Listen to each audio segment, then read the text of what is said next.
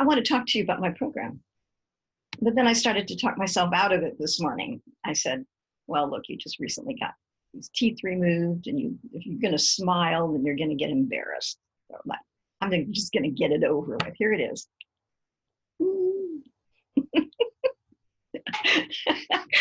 And then I thought, no, you got this thing on your nose, you got another thing here, you got another thing here. If you cover it up with makeup, it's going to look weird. So maybe you should wait a few days and hopefully it'll go away. And I thought, no, I want to make the video today.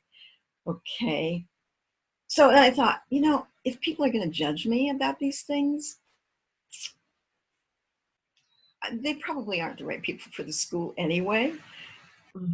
I know that a lot of the millennials don't care, but maybe some of the older professional people will think that I'm not being professional, right?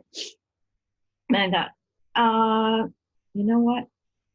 The people that I want in my school are people who really come from the heart and who are not quick to make judgments. And they're not quick to judge themselves, or at least they want to learn how not to. So I'm going to trust you to accept me as I am, and to know that that's my intention, is to accept you the way you are.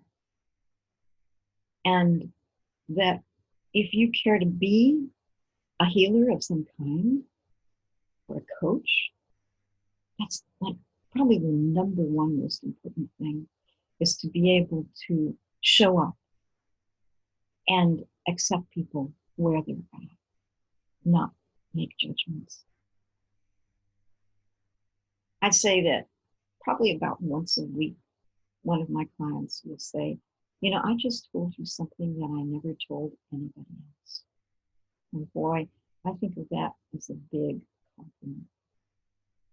More tomorrow.